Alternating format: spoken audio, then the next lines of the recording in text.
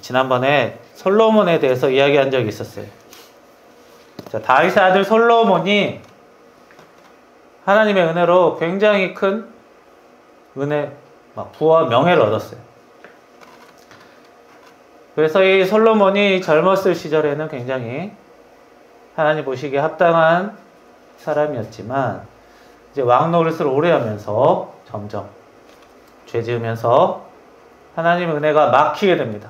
그래야 결국 이스라엘이 그 이후로 둘로 나뉘게 돼요. 사실 이스라엘, 그 옛날 이스라엘이란 나라는 우리나라 강원도보다 조금 큰 되게 조그만 나라였어요. 우리나라도 전 세계적으로 보면 굉장히 작은 나라인데 우리나라보다 훨씬 작은 나라죠. 근데 그 조그만 나라가 또 반으로 쪼개졌어요.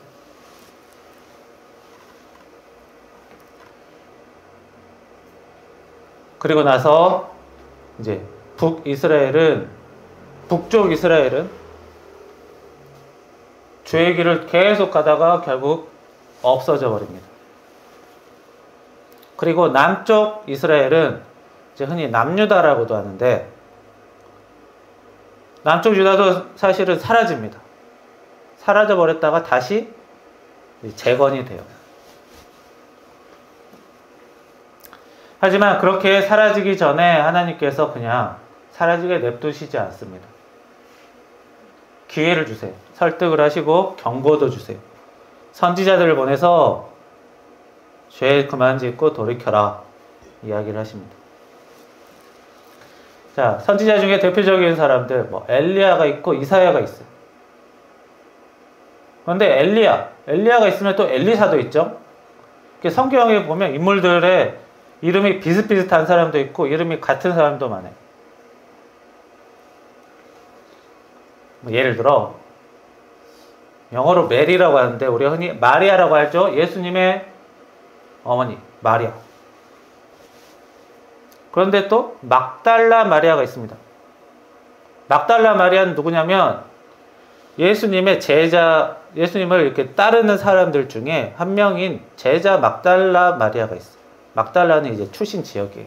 가롯 출신 유다처럼 막달라 출신 마리아. 게다가 예수님의 제자에는 야곱이 있어요. 야고보가 있어요. 야고보. 그 야고보의 어머니 이름도 마리아예요. 마리아가 많아요. 그 외에도 더 있습니다. 이렇게 이름이 똑같은 사람도 있고 오늘 말씀에 나오는 엘리사가 있어요. 이 엘리야는 이스라엘이 남북으로 쪼개졌을 때 북쪽에 살았던 사람이에요. 그리고 그 엘리야는 이제 나중에 죽지 않고 이제 불수레를 타고 하늘로 올라갔다고 성경에 나오죠. 그 사람입니다. 선지자였어요. 그리고 엘리야의 제자가 있는데 하늘로 승천하기 전에 제자를 세우고 가는데 그 제자가 엘리사입니다. 그 엘리사도 이제 선지자로서 많은 기적을 행하고 하나님에 대한 경고를 했죠. 그 중에서 오늘 말씀드릴 거는 이 엘리야입니다. 엘리야라는 선지자. 자, 이스라엘 그 조그만 나라가 남북으로 이렇게 나뉘었어요. 그러면서 이 북쪽 이스라엘에 이 아합이라는 왕이 나옵니다. 아합. 여러 왕이 있는데 그 왕이 제일 유명해요. 우리나라 왕들도 다 기억 못하는데 외국 나라 왕 우리가 다 알 필요 있겠습니까? 중요한 사람만 한두 명 알면 돼요. 그 아합이라는 왕은 외국의 여자와 이제 결혼을 합니다. 보통 왕이면 우리나라도 조선시대 보면 왕이면 이제 신하들 중에 한 명의 여자와 딸과 이제 결혼을 하는 게 정상인데 특이하게도 이 아합이라는 왕은 외국의 여자, 좀 강대국, 옆에 페니키아라는 나라가 있었는데 그 나라의 공주와 결혼을 해요. 동맹을 맺기 위해서 그런 식으로 하죠.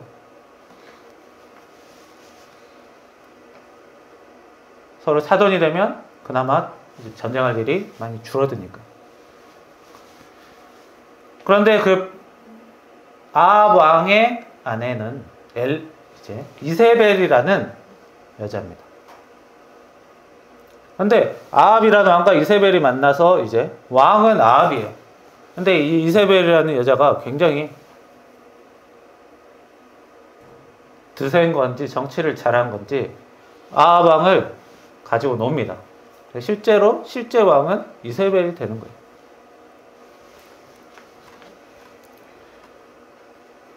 자, 근데 그 이세벨이라는 여자는 자기 나라에서 섬겼던 바알이라는 우상을 섬기고 그 바알이라는 우상을 섬기고 그 우상을 섬기는 조직원들, 제사장들을 1000명을 가까이 만듭니다. 850명이라 나오는데 거의 1000명이죠. 엄청난 조직을 만들어요. 이세벨이라는 여자. 그리고 북이스라엘에 남아있던 하나님의 제사장들, 하나님을 그나마 따르는 사람들을 다 없애버려요. 그래서 북이스라엘을 완전히 하나님에 대한 신앙을 없애는 지경에 이르릅니다. 그래서 하나님이 우상 숭배하는 것을 그만두라고 경고를 하시는데, 이제 왕부터 이렇게 다 바뀌어버리면 사실 뭐 어떻게 할 수가 없어요. 그래서 특별히 선지자를 세우셔서 경고를 바꾸라고, 그러지 말라고 이제 경고하십니다. 근데 사실상 왕이 이렇게 법으로 이렇게 만들어버리면 뭐 하기 힘들어요.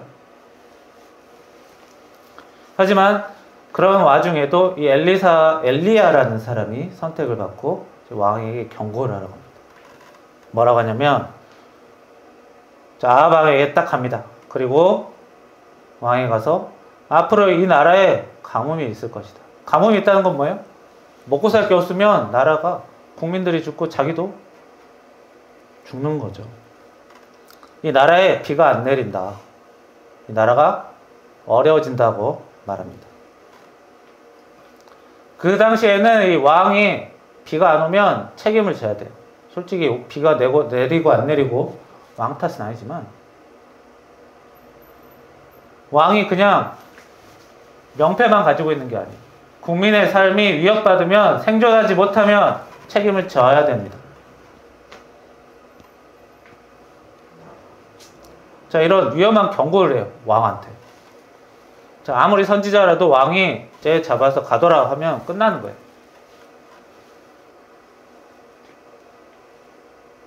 자, 당연히 아합 왕은 화가 나죠. 안 좋은 이야기 하니까요.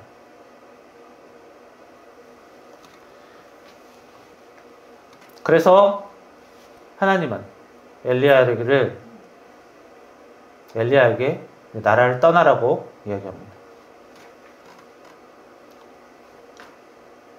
그 엘리야는 왕에게 그 얘기를 하고 경고를 하고 도망가요. 그리고 나서 엘리야가 도망간 이후로 3년 동안 가뭄이 듭니다. 자, 엘리야가 말한 대로 되니까 아합 왕은 이제 엘리야를 찾으러 다녀요. 나에게 경고를 했으니까 뭐 해결할 문제도 뭔가 단서가 있을 것이다 라고 엘리야를 찾으러 다녀요. 근데 엘리야는 하나님의 경고를 듣고 먼 외국으로 도망갑니다. 두렵기도 했죠. 그러나 엘리야는 다시 하나님의 명령을 따라 아합 왕을 다시 찾아갑니다. 굉장히 두렵죠. 그래서 이 왕이 이제 엘리야를 만나니까 그동안 이렇게 눈 뻘개져서 찾아다녔는데 마침 나타난 거예요, 스스로. 얘가 가뭄이 온다고 하니까, 가뭄이 와서 지금, 가뭄이 오니까 어때요? 백성들이 좋아하겠어요? 농사가 안 되고 먹을 게 없는데. 왕 탓을 하는 거예요. 백성들이 왕을 원망해요. 뭔가 해보려고 하는데 엘리야를 잡아서 어떻게든 문제를 해결해 보려고 하는데 엘리야가 찾아도 나오지 않다 엘리야가 갑자기 스스로 나타납니다. 엘리야가 뭐라고 하겠어요? 왕이 뭐라 했겠어요? 네가 그 저주를 퍼붓고 갔더니 지금 나라가 이렇게 됐다. 너 오늘 어떻게 할 거냐? 응? 너 때문에 이스라엘이 망했다라고 얘기합니다. 오늘 성경 말씀 보면 엘리야는 그냥 말을 전한 것뿐인데 너 때문에 망했다 그렇게 얘기해요. 뭐라고 하냐면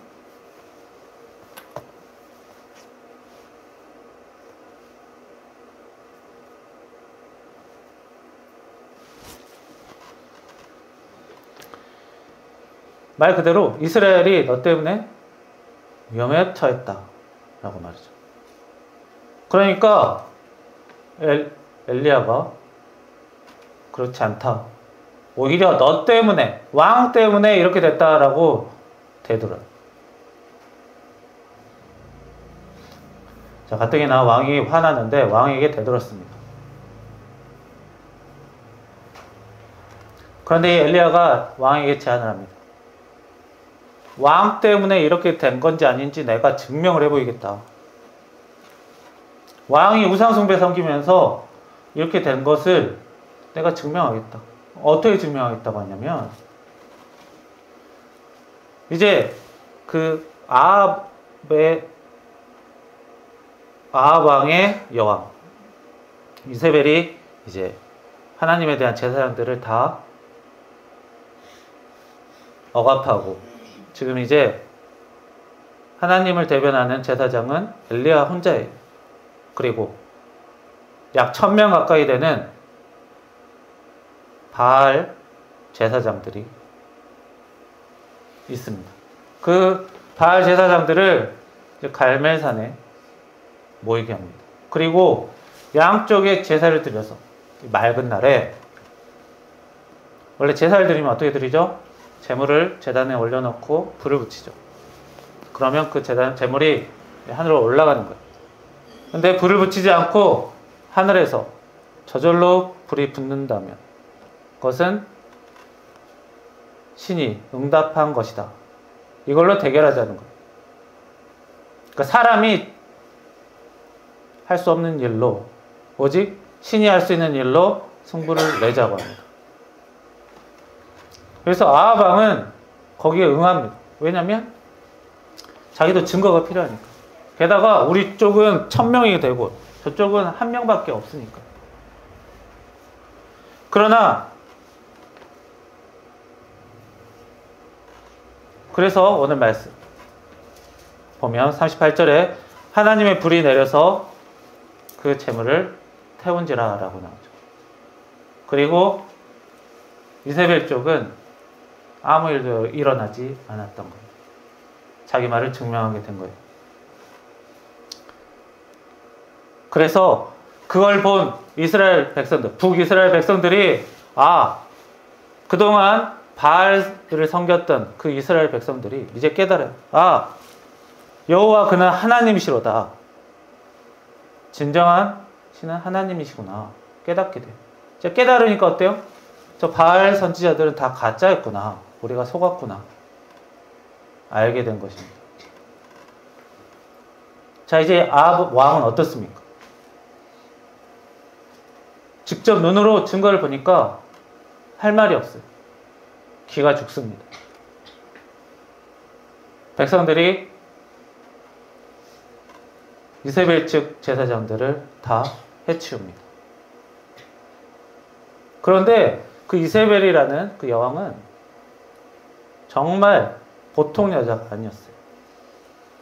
하나님의 이 기적을 보고서도 물러서질 않아요. 아합은 하나님의 기적을 보고 움츠렸거든요. 그러나 그 이세벨은 더 당당하게 나섭니다. 그런 일이 있었다고? 그래봤자 엘리야를 없애버리면 그만이야. 강한 사람이죠. 난폭하지만 강한 사람입니다. 자, 그랬더니 엘리야의 마음이 꺾이는 거예요. 하나님의 기적까지 보여줬는데도 못 이긴다고? 그 사람을 마음을 꺾지 못한다고. 그래서 엘리야가 이번에는 또 꺾여버려요. 뭘 해도 못 이기겠구나 이래버려요. 그리고 또 도망갑니다.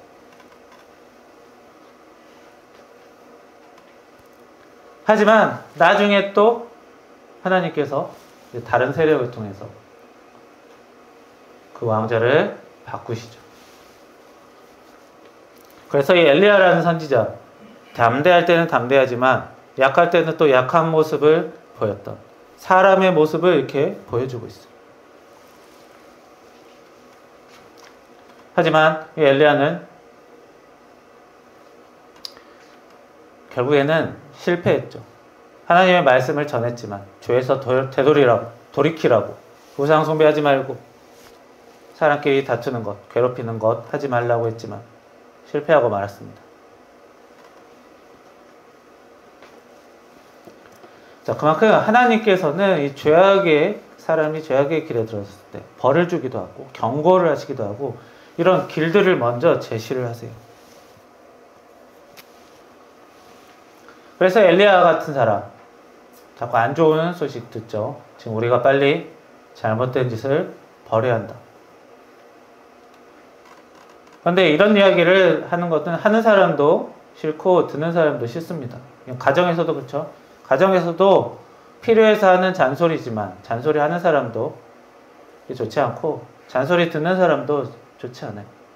학교도 그렇고 직장도 그래요. 직장도 직원이 잘못을 해서 위 상사에게 혼나더라도 그 지적하는 사람도 솔직히 이득될 것도 없고 지적당해도 기분이 나빠요. 그래서 가장 좋은 건 뭐냐? 이런 지적당할 상황이 없어야 되는데 우리 사람이 살면은 그런 게 무조건 생기기 마련입니다. 이런 죄악들, 욕심으로 인한 잘못들 생기게 되어 있어요. 이거는 과거도 그랬고 지금도 그렇고 앞으로도 마찬가지. 그래서 예방하는 게 가장 좋겠지만 예방에 완벽한 예방은 없습니다. 사람으로 산다면 이런 다툼들, 잘못들, 실수들, 지적하는 일들 항상 있게 되어 있어요. 특히 이렇게 아하바, 이세벨 이렇게 나라의 최고 높은 사람들 잘못했을 때는 정말로 그 사회를 돌이키기가 어렵습니다.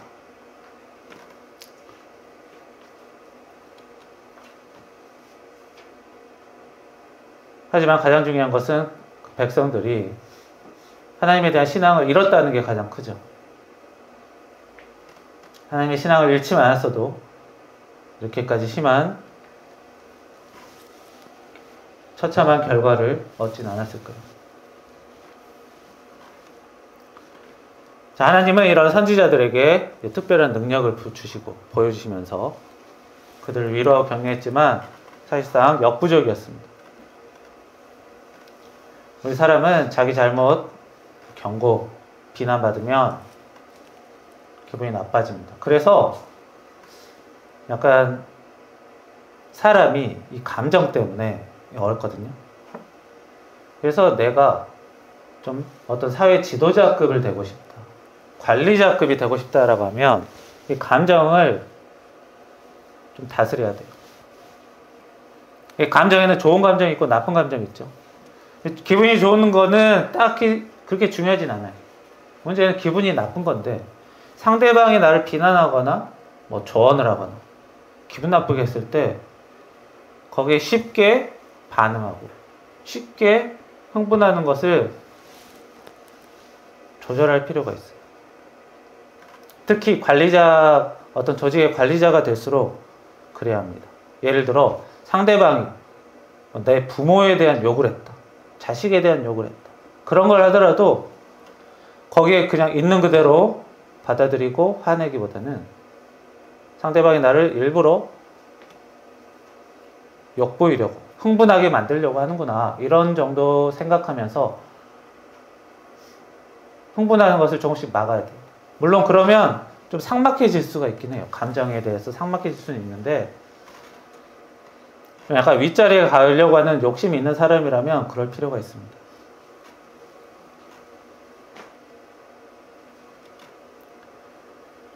그리고 무엇보다 이 죄의 길을 한번 가면 그 길을 벗어나기가 힘들어요.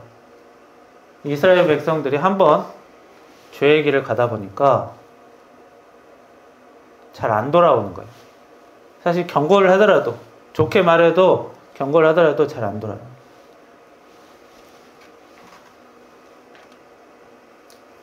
사실 이런 식으로 하나님을 계속 벗어나면 망한다 라는 식으로는 거의 설득이 잘 안 됩니다. 설득을 하려면 사랑으로 해야 돼요. 그리고 상대방도 사랑이 어느 정도 주고받는 여건이 돼야 돼요. 사랑을 줄 수도 있어야 되고 상대방이 받을 수도 있어야 돼요.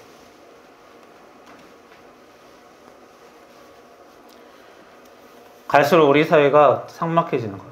사랑을 주는 것도 많이 막혀 있고 그 사랑을 받는 것도 지금 많이 막혀 있어요.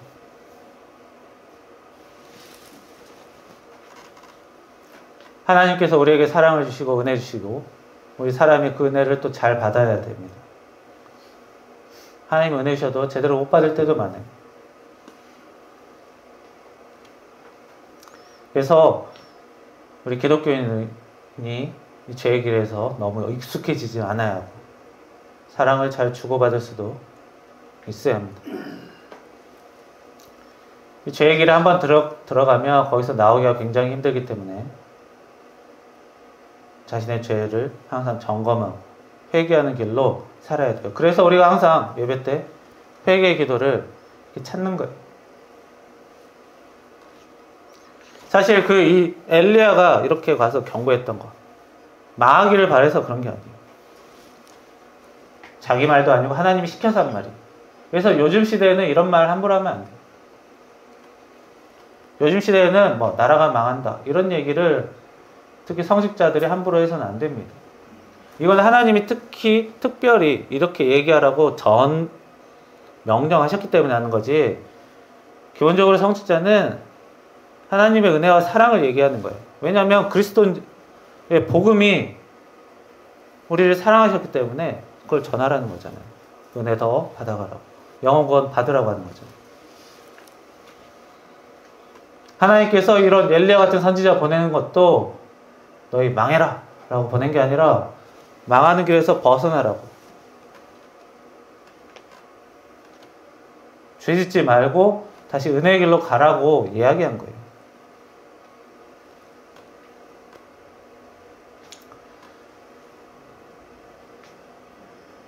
자, 죄의 길에서 벗어나는 것 중요합니다. 항상 우리가 점검하고 살아야 합니다. 그리고 이렇게 성경에서 말씀하는 것,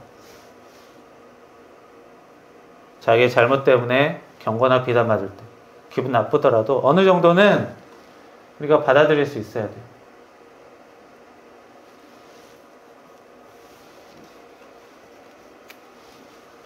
죄의 길을 벗어나 축복의 길, 은혜의 길을 가는 여러분들이 되기를 축원합니다. 기도하겠습니다.